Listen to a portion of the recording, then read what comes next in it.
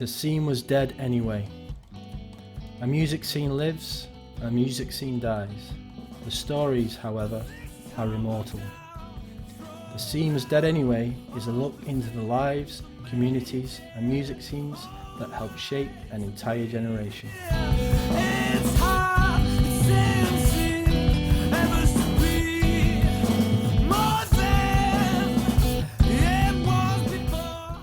Hello and welcome to The Scene Was Dead Anyway podcast. I'm your host Rick Walland. This is episode number 19 and today I'm joined by Kalum Winters, who runs a record label and promotion called Do Your Best. He's based in Manchester. On the episode today we talk about recent releases on his label, DIY ethics, plus what's on the horizon for Do Your Best in terms of real live shows. Before we start, if you're watching on YouTube, please could you like and subscribe to my channel to help the podcast grow. If you're listening on Apple iTunes, please could you leave a review under the ratings and review section.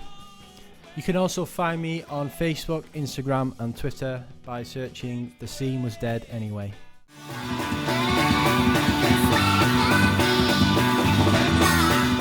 Welcome on the show, Kalum Winters. You are of Do Your Best. How's it going? Yeah, good. All good. I got the sun just about on my face, and yeah, doing all right. So, for people who don't know you, would you like to just give us a little intro about yourself? And yeah. So I've lived, I guess, I'm referred to as Manchester based now. I've lived here about 2 years. Started doing promoting and putting out records in London in about 2017. And then just, doing a lot more of it now than I was then. Part of the reason I moved up to Manchester was to do more of it. Now involved in festivals, got a couple of cassette releases, accidentally became a cassette label. Just out of necessity. Seems to be the new thing, doesn't it? Like cassette tapes. I suppose the cost of producing them is a lot less than a vinyl. So the big dirty secret, it's just the cheapest way to get stuff out. Cheaper than CD, is it? Is it cheaper than CD? Probably not, but there's something like I guess CDs aren't quite. They're like the Antichrist now, aren't they? Like nobody wants to touch those fuckers. I did buy a CD. I did buy a CD the other day for the first time, and it felt all right. It didn't feel. Yeah. I think feel like a dirty act. They get a bad rap, don't they? You know. Yeah. It's like, but I think you can still get a good amount of like artwork in the kind of sleeve, the CD cover and stuff, and the inside booklet and all that. So. Yeah. So let's go back a little bit. So where were you born and raised, and what kind of stuff music were you into like early on? So born whilst on holiday in Inverness in Scotland. Okay. So sprung upon my parents, bless them. So plastic Scottish is what I'm often referred to as. Raised in Ipswich, in East Anglia, kind of southeast. And then I guess stuff that I grew up on was a lot of things that I remember being in my headspace were fairly obvious things that kids are kind of into. Kanye West was breaking out. He was everywhere. Red Hot Chili Peppers, I remember seeing them at Ipswich's football stadium and just being like mesmerized and seeing my first heroin needle in the toilets, not knowing that's what it was. NERD, I remember being a massive thing for me. Pharrell's like early group. And then I was kind of, a lot of records that were around my house was like my dad's music really. And it was very much specials, like weirdly some like Crass and like Flux of Pink Indians and stuff thrown in, and then a lot of hip hop like Beastie Boys and stuff like that. I love Beastie Boys. And then your obvious, like just growing up in England, you got your Bowies and all of that are always around. Like you're never too far away from a David Bowie track. Yeah. So do you mind me asking how old you are? Just so trying to get a bit of context. Oh God, 26. There we go, 26. 26. I'm coming on 27. So I guess the kind of trying to think. So like late noughties would have been like what you were sort of your first kind of formative years as, you know, listening to music and stuff. Would that be mid to late noughties? Yeah, to be honest, and like so my world was football growing up. Like I didn't really come into music until quite a lot later. I was sold myself the pipe dream that I was going to be a footballer, and you know it obviously didn't work out because now I'm doing DIY music. But yeah, my biggest years were probably, let's work it out. Yeah, late noughties, 2010, 2009. Yeah, around that period. Well, yeah, I mean, I'm big into football as well. I'm like, so I'm from Wigan, so I'm a Wigan Athletic supporter. You know, support your local team, which is, you know, there is some similarities that I'd say actually. We're talking about DIY, but like, you know, like grassroots football and like, you know, supporting your local team. That's a similar kind of ethos. Like, you know, it's that kind of sense of community. And I think the worlds are closer than people ever allow them to think. I think there's a strange. I think it's starting to get bridged more and more. I'm seeing more of my friends getting into football and getting into their local sports, but I think when I was growing up, there was definitely like a bridge that wasn't built between the two things, and it was very much you were either into, you know, books, music, art, or you were into sport, and there was clear battle lines drawn, especially when I was growing up. Anyway, that's true, man. Yeah, that might be Ipswich, I don't know. I think when I was in high school, it was like if you were into like metal and like new metal and all that, you were like a mosher. Like you didn't play any sports. You were hopeless at sports. Then you had all your kind of sporty types, and it was that clear separation from those two groups. Definitely, I remember it. Me being into System of a Down, just not sitting well with my weeknight training. Like it didn't go down well in the changing rooms or anything. No, like they were distinct things. Yeah. Well, I was going to ask you a bit later, but now it's kind of come up already. But what do you think? What is DIY music to you? What does it mean to you? For me, it's like I think more than ever we're seeing that they're like you can't really pin it down. Like it's happening. We have like through stuff like Bandcamp, through stuff like all of that, we have access to DIY cultures in better ways than we ever have. And I think for me, it's about an act of care, I guess, almost. Like it's a personal investment in the people and the places and the less than an aesthetic. Because I think there was a long time where DIY in itself was almost an aesthetic, but that seems to have been done away with now. Like you've got massive grime musicians that are still on their own labels that like you can't really take away from them that they are in a lot of senses DIY, and then you've got, you know, see noise shows that 4 people are at in a basement, and it's to say like there's obviously the elements of scale to it, but I think it's that investment, it's that care in the people, it's that fairness, it's that visibility. I think that's what it is for me. I don't know if that words it right, but yeah, I think it often gets attributed to like the kind of punk movement and like hardcore punk and like you know, noise, but like you're saying, it's not just sort of specific to that kind of music.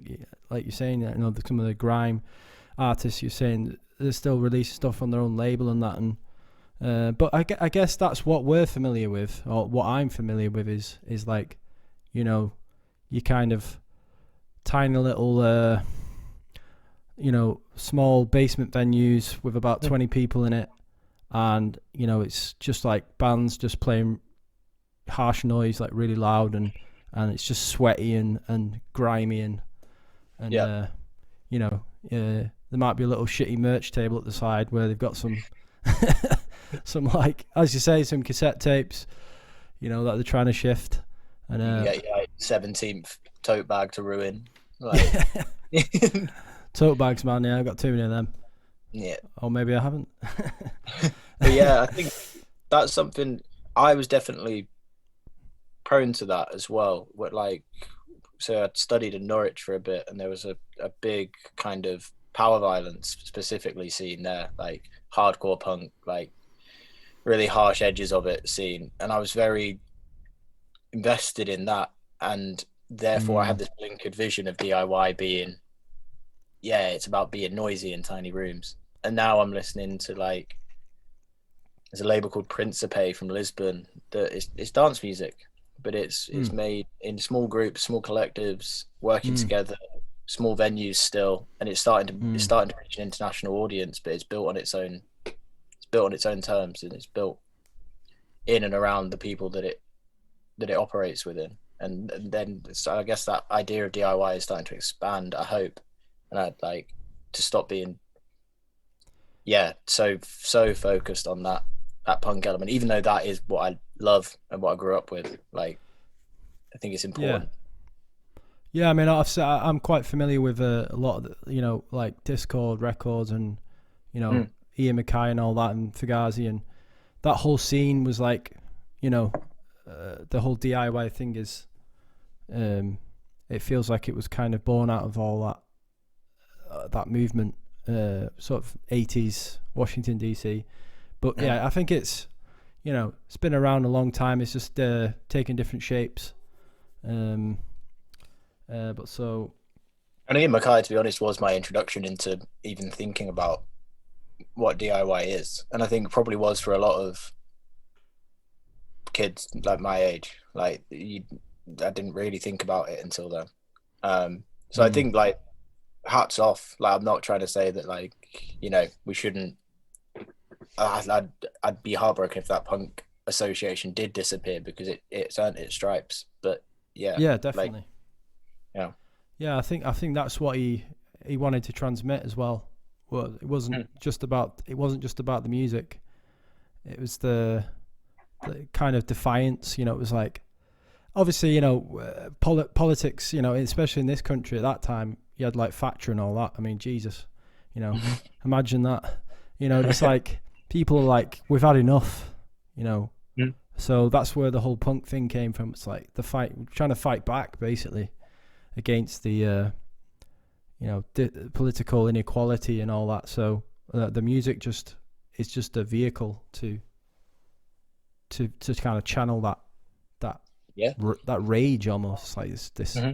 anger, like we've had enough. I think That's it's what sorry. I think it's specifically interesting as well when you look at the examples in like the States as well, because there's that, like, a lot of these scenes seem to pop up in the almost to us the middle of nowhere, and they gather in like a space, and it's Mm, just being heard where there isn't necessarily an official outlet that is allowing for it. And I think we're seeing that more and more in this country with like the closures of venues and the struggles that like DIY venues have to go through just to exist, that obviously the pandemic's only exaggerated. yeah. And I think it breeds this approach to music and this approach to its use, because it's trying to find an outlet where there isn't a clear route available. Definitely. So how have you been getting on as the label? Do your best.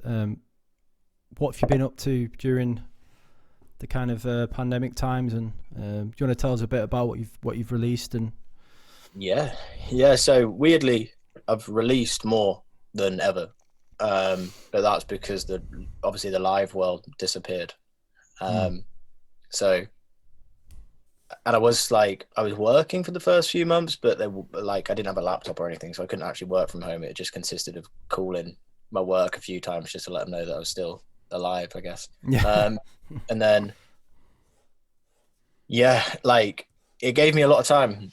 And it all kind of kicked off with the compilation I did at the very start of lockdown, music to stay home to, which was just a massive compilation now at about 30 tracks, I think. Not that massive, I'm overblowing it. Of acts just from all over the country, really. Just to try create basically any money that it made just went back towards the acts, and it was just to my friends in music were like losing their jobs, losing their incomes, losing shows left, right, and center. And Yeah. I'm not saying that I managed to pay them anywhere near a wage, but like they all made a little bit of money off being on the compilation together, and it was just a bit of a show, I guess, as well, of like that it wasn't going away. We were going to try keep something going. But yeah, we managed to get money back out to the acts. Anyone that hadn't lost their jobs or still had like were financially safe, like kind of segued their cut to the other people that didn't, which was a really nice kind of what I'm talking about that care element. Yeah. Yeah.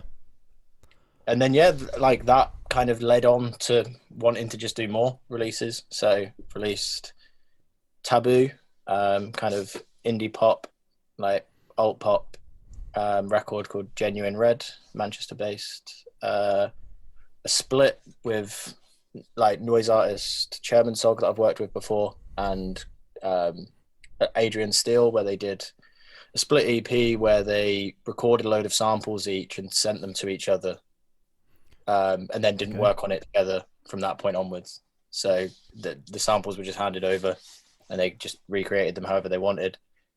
I've done a load of records with Owl, which is a kind of folk, I want to say folk guitarist, but I don't know if that does it. I don't know if that captures it.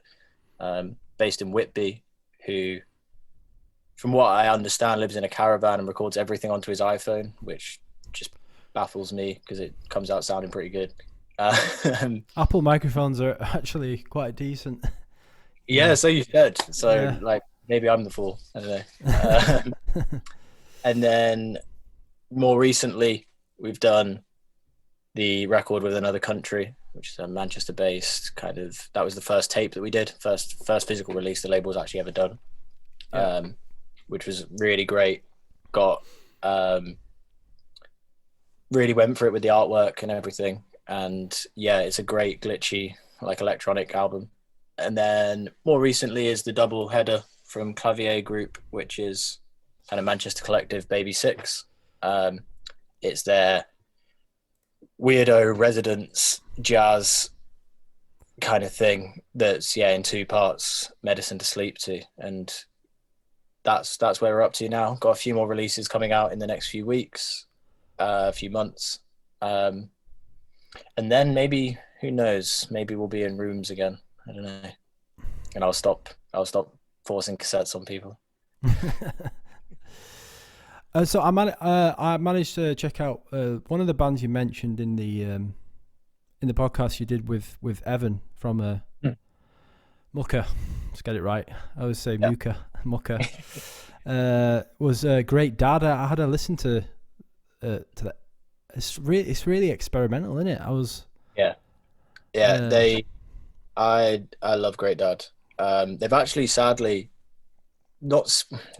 They've done a weird split, so they're no longer Great Dad. Great Dad no longer exists. They've broken into a band called Speed Training, which is, from what I can gather, most of the members. But yeah, that record, I love that album. It's bedroomy, but also just very, experimental, kind of off the wall, but very like heartfelt as well. But then one of the best things about them is when you see them live, they're like a 7-piece. And the songs are just totally reimagined in like a new light, and they're like big affairs. Whereas the albums, what's the instrumentation then? So they've got sax, flute, a couple guitars, synth, drummer. It just becomes like, I remember first going to see them, and it was just like, is this the right band? Yeah. And it just becomes this different beast. It goes from being quite a small, almost claustrophobic record at times to becoming this big, emphatic thing. It's amazing to watch. I think a lot of it, there's a lot of like kind of MIDI stuff, isn't it, in the recordings? Like, so I guess it's like, there's always that difficulty with these kind of artists with how do they translate that light into a live setting? Yeah. But it sounds like they do a good job of that. They really do. And Charlie's got, the lead singer has his own project now called Piglet, which is really worth checking out if you like the Great Dad record. It's really along those lines. Released a new single a couple of days ago, and yeah, it's fantastic. Great. Yeah, check it out. So what about real gigs then? Have you started to think about that? Yeah, so I've actually confirmed one yesterday for December. It's not announced yet, but it's. Am I allowed to leave this in for the edit then? Do you know what I mean? Yeah, yeah. I guess I'm trying to think whether I could just announce it. I don't know. Maybe I could. It's a load of punk bands from Oxford. One of which I'm releasing in the next month or so, called Self Love. And then we're going to be bringing Garden Centre back to Manchester as well, who we put on just before the pandemic. And yeah, that's just going to be. It was a really just joyful couple of shows that we booked with them before, and yeah, it's just a lot of fun. And then that's the only thing I've got confirmed at the minute, apart from Fair Play Festival, which I'm involved with on the booking and organising side of things, which is going to happen in 2022. So that's a long way off yet. But okay. Yeah. So where's the December show gonna be? It'll be at Fuel. Going back to Fuel. It's where we did it last time. It's where we used to do everything. So it only feels right going back there, to be honest. So obviously I had Brandon on. He has his Singing Bots promotions. Do you ever collaborate with him and stuff like that? And yeah, we did loads of shows together. We did the 2 Garden Centre shows together, which had Great Dad supporting, and a couple other bands, including Olgen and Cornelius from Manchester. We did the Beige Palace show together. We were set to have a stage at Sounds as a collaborative stage with Nah and Hummin and Nape Neck from Leeds and Poser from Manchester. And yeah, we've done loads together, and I'm sure we will. We've been kind of working on this Garden Centre show together as well, so I imagine that will be great. Do your best in Singing Box as well. That's great, man. Yeah, we'll definitely try to get down. There's a lot. It's starting to kind of a backlog almost. I'm seeing a couple of shows at White Hotel that I want to try and get, Part Chimp and Hey Colossus as well. They're playing there. So. Oh yeah, we supported Hey Colossus last time at Soup Kitchen. So you're actually a musician as well. You playing your own band? Yeah, musician's a loose term. Yeah. I hit some keys, but yeah, I play. Well, I play MIDI and kind of trigger some samples in Poser, which Manchester based kind of 6-piece. Haven't done anything for quite a while, obviously. But yeah, we supported Hey Colossus when they played Soup. What kind of how would you describe your music then, Poser? So it's changing. It's really changed over the pandemic with Theo, the kind of songwriter, I'd say, moving towards a more orchestral kind of move. But it's very loud, kind of jazz influenced, a lot of counter melodies, counter rhythms. It's very Death Grips influenced, but then very these New Puritans influenced as well. It's kind of trying to arrange chaos, I think, is what it was when we were last playing. Whether that's what it looks like when we come out of Plague Year or Plague Year and a half or whatever it turns out being, it might sound like something very, very different. But yeah, I'm never good at describing it. Yeah. So, how long have you played in Poser then? And how did that come about that you joined up with them? So I've played with them for 2 years. I've known them for about 4, and they're actually the reason that Do Your Best started. I went and saw them in a pub in North London when I was living there, because I worked with one of their members. So just doing a show tonight, come check it out. And it was just so aggressive and so terrifying and new to me. And it was in this tiny little pub, like back room of a pub, that I was like, this is great. And I just started I say like boring admin job, but it's just what I'm still doing. So I'm going to just say I just started working. And yeah, I just wanted something to do that wasn't just work. And I was like, I'll start putting on shows, primarily for you guys. And then it just putting on shows just snowballed. And now it's just snowballed into putting on more shows for different people and putting out other music. So yeah. It's quite a long story, that one with Poser. It's taken on many different forms. So I guess so you met him the first time in London, and then as you say you ended up moving to Manchester, and but as in playing in the band, was that just like an invitation from one of the guys, like, do you want to smash some keys? And yeah, I think they just started incorporating more electronic elements into the music. It was way less electronic before, and they just ran out of hands, I think. So I was the closest person. I was the next person in the room, I think. And I guess I knew as much about the band as anyone. So it kind of came to me quite quickly because I knew the tracks. Yeah, exactly. Yeah. Inside out anyway. So what about the name and like I'm interested to know about the name, but also the logo, because it's just like a tree on a white background. Yeah. I think the tree, more than anything, I just thought it looked cool. I wish I had a better story. I was going to say, I bet there's no back. It's just going to be like, just There was like a little bit of conceptual stuff to it, I guess, in that we were trying to. A lot of the music we put out is kind of somewhere between digital, like very digital electronics, and like organic sounds as well. So that tree to me is like, because it's like an AI tree. It has this kind of weird middle ground between that. But I think I see what you mean. Yeah, I think that'd be really overblowing how much conceptual thought I put into the logo. And then the name. The name, I just like it as a phrase. It's not as in like it doesn't boast perfection. It boasts like attempting something and like doing it for the right reasons. And it also comes down to, I don't know if you know the Rebel or Country Teasers. No. So you used to go see Ben Wallers, who was the front man of a band called Country Teasers. Used to go see him play loads, almost religiously, in London.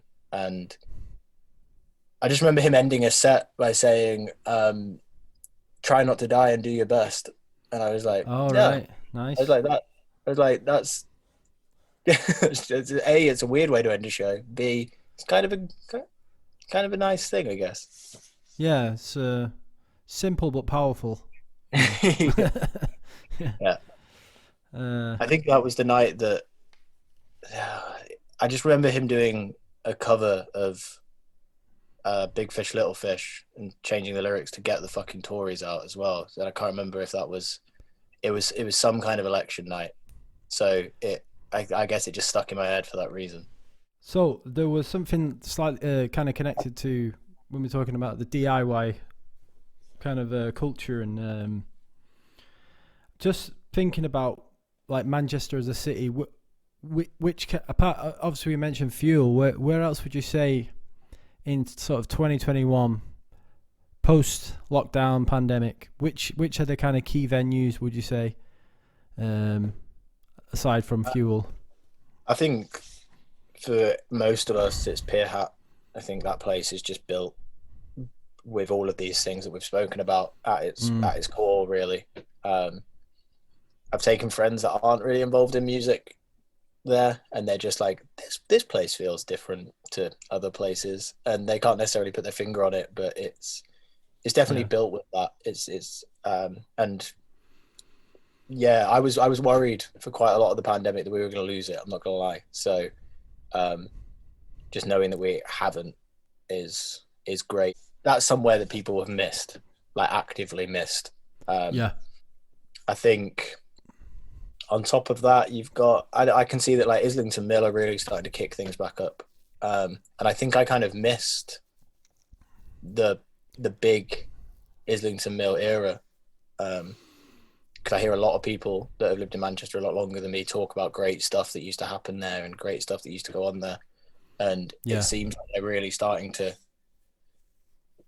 Like I know they've got Partisan Collective there now, and I know they're starting to do more there by the looks of things. I don't know if I'm just noticing it more, but I think that's going to be a big one as well. I know a few people that are residents and stuff there that have always been, when I've worked with them, have always been just brilliant to work with and had this ethos. And also just like there's just a wide range of stuff happening there, which I think is also really important to any venue that operates like this, that you can go and see totally opposing things that still have that core ethos.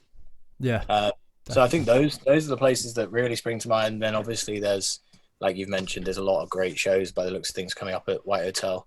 There's a lot of, there seems to be a lot going on there. And then for me as well, like I'm looking forward to going back to King B Records, but that's just because it's up the road from me in Chorlton. But I haven't been there yet. The two questions that I put to you in the email, we'll start with the shows. So, okay, 3 shows that blew your mind. So I've tried to break it into like different reasons why, and also different periods of like where I've been in my own life at that point. So one that I've talked to quite a few of my friends about is seeing Kraftwerk do their 3D show. Saw it at Latitude Festival. And one of the reasons for that is like, A, it's Kraftwerk, it was cool, and it was 3D, which made it weirder. But secondly was kind of when it caught me. And it caught me very much in the middle of that hardcore punk power violence thing that I was going on. And I had these weird ideas about like authenticity in music, and like it should be guitars and drums, and it should be physical. And then I saw Kraftwerk. It was just like, I was watching someone disprove me. I was like, I just felt like it, and it expanded what I listened to. It expanded what I thought you could do. It expanded. Yeah, like it opened me up to listening to more experimental electronic music, and just pop as well, and like the kind of potency that pop can have. So that was, it was just great to see Kraftwerk, like seeing the model and having like, or seeing Autobahn, and like the 3D makes it look like you're actually driving down a road with signs going past you. Like that's just cool. But also I think it caught me at a really good time. Because it just threw me through what I thought I knew completely out the window. And then I guess, so number 2 I've put here, I seem to be going for like watching people do things that came out ages ago. So seeing Slint do Spiderland, at Primavera, the kind of smaller Primavera in Portugal. I'm really jealous, man. I've never got the chance to see Slint live. So you bastard. One of those moments where you start watching it and you're like, I can't really believe this is happening. And they just played. That album is just like it's a masterpiece in my opinion. Mm-hmm. And they just played it front to back, like as you'd hear it. Wow. And I remember we kind of started the set about 3 rows back, and we were like, we're going to stand and watch this whole thing. And then we got about halfway through the first track, and we just went and actually sat on a hill, like, and watched it all unfold instead. And it just, they just perfected it. It was everything you'd want it to be. It was perfect. It was. I'm so jealous, loud and terrifying when you wanted it to be, heartbreaking when it should have been as well. That was a special one. That was a really special one. And then I think 3rd, I wanted to put a show from Manchester in there because, like, it would feel wrong to not. So I think in terms of shows I've seen in Manchester, there was they're fairly recent, and it was Arm and Hammer, which is like a hip hop duo from the States, consisting of like Billy Woods and Elucid.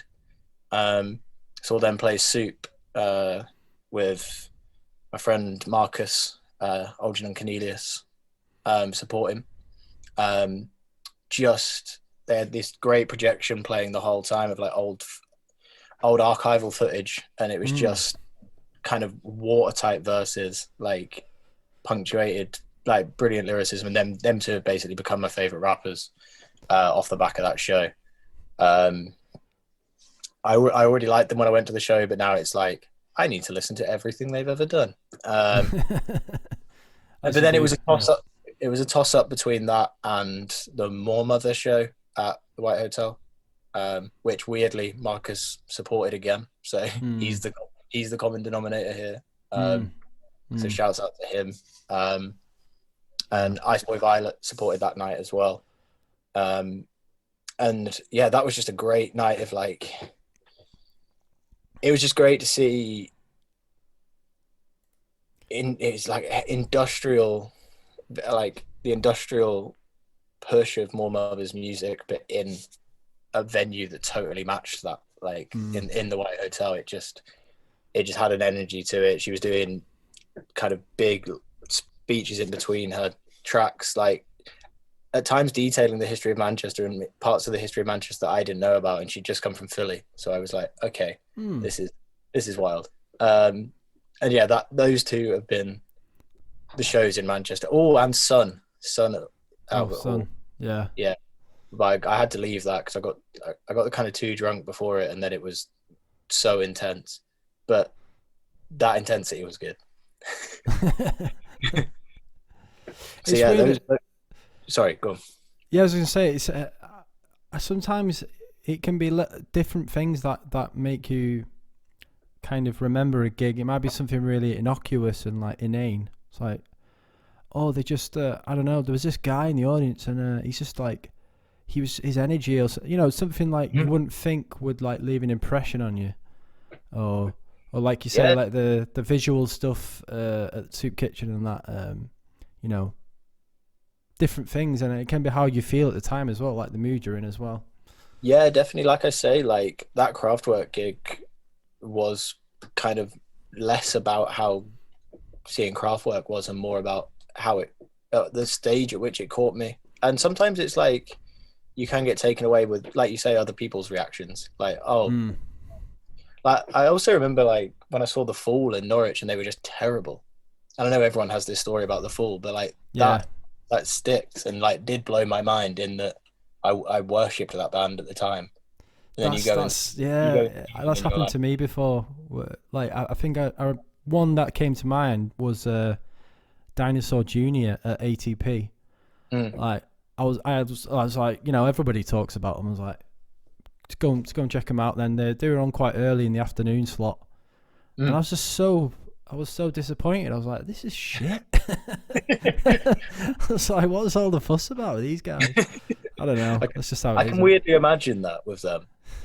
Like, I quite like them on record, but I can weirdly imagine the live show being not being great. Yeah. Lackluster.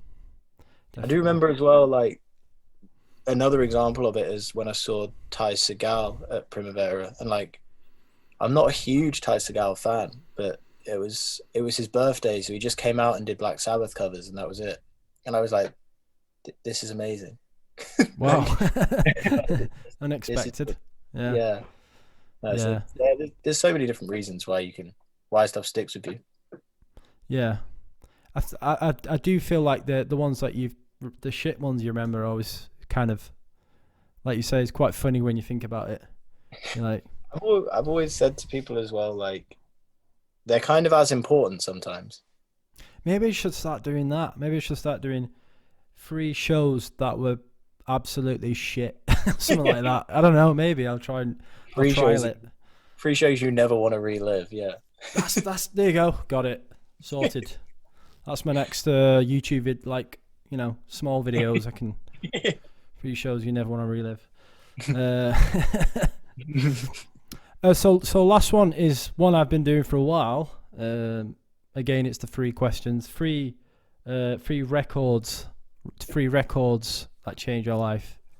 Yeah. So again, I tried to break this into kind of periods, and also I wanted to be honest. I didn't want to just give like three cool records. I wanted because I think a record changing your life is different necessarily to saying, "Oh, that's my favorite record that I listened to in the last year," because Yeah, we listen to a lot. we do. Yeah. So I went for number one being, and it was a toss up between two, but I've landed on one. And this goes back to what I was saying about growing up, really, and what do I think kind of started the embers burning. And it was a toss up between, like I said, NERD. It's an album called In Search Of, which is Pharrell's like initial group and like production project, because it's just very sprawling. There's a lot of different styles in it. There's like bossa nova sections. There's like some like weird funk rock tracks.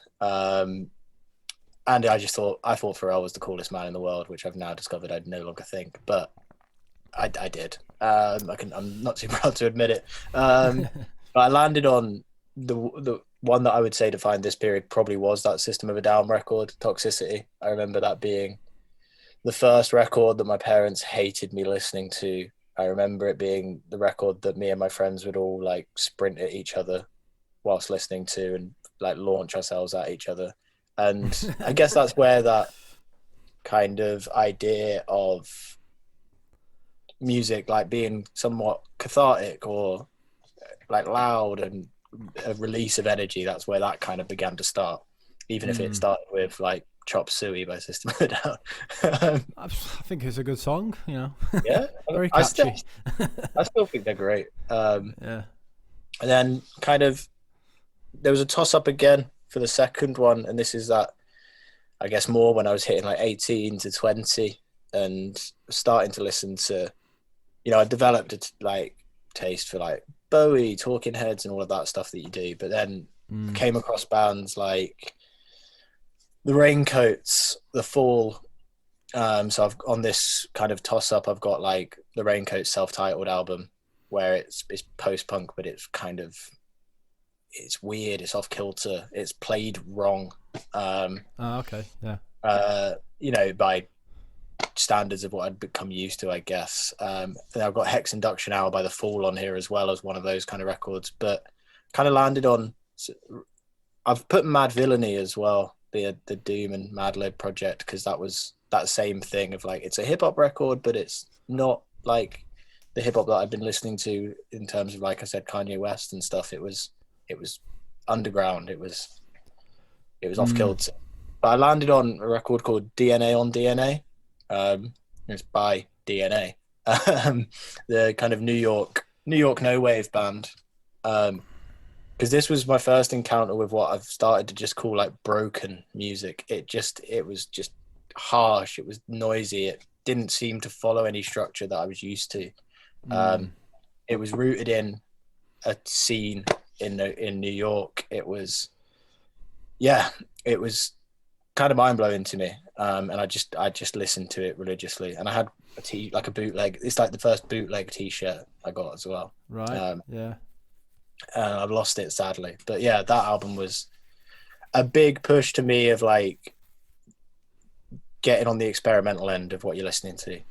Like it was kind of that step further than Sonic Youth for me. Of like, yeah.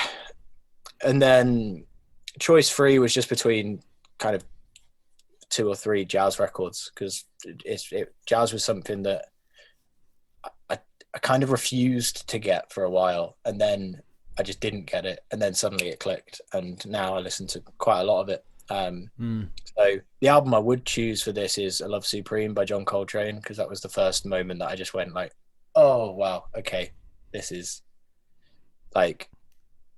special. But then there's Sun Ra records and Ornette Coleman records as well that I'd throw in here that were very important to that period as well. But so my 3 would be, to conclude, because I've just reeled off loads: System of a Down, Toxicity, DNA on DNA by DNA.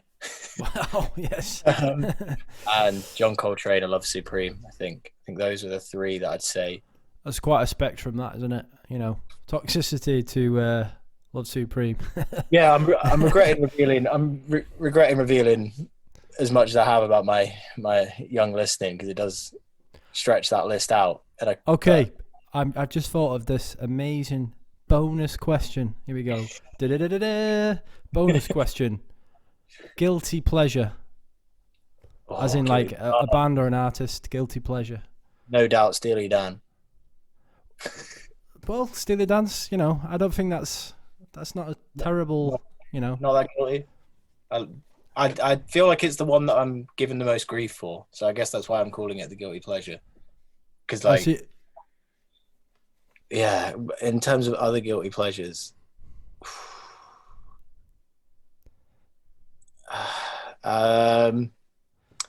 see, Steely Dan's the one that always crops to mind because that's the one that everyone gives me stick for. But I guess it's probably just like, I've got one for you. You'll love this one. Go on. Got into Ariana Grande. I was like, man, her voice she's got a great voice, man. Like, yeah. I'm like, she is technically like amazing, you know. I'll give you that one. Yeah, that adds up to me. Sorry, I like Ariana Grande. Yeah, no doubt. I'm trying to think of one now because I feel like Steely Dan is the wrong way to go. I love Rihanna. I guess that doesn't really fit with the rest of my list. Yeah. Yeah. But Steely Dan's definitely the one that I get grief for. It's definitely the one that I put on around friends and they're like... I guess, would you say it's because it's kind of like, they think it's like dad music or something, like, you know, like... I think... Well, my friend Max put it best where he referred to them as Republican jazz.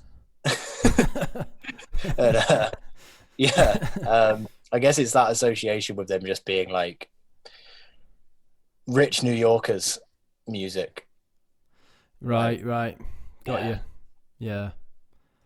No, but yeah, I would, you know, I studied music at university, so obviously I kind of rub shoulders with a lot of session players, so Steely Dan definitely comes up a lot in that world, you know, as like technically proficient musicians and all that, and you know, the compositions and all that, you know, it's like kind of fusiony stuff.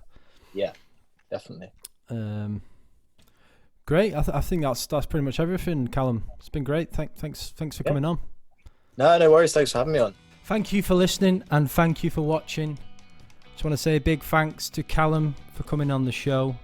We did have to actually postpone the recording by a week, but once we got around to it, I just had a really great time. He's a lovely guy, and you know, very articulate, and especially enjoyed his story about seeing Slint play Spiderland from start to finish.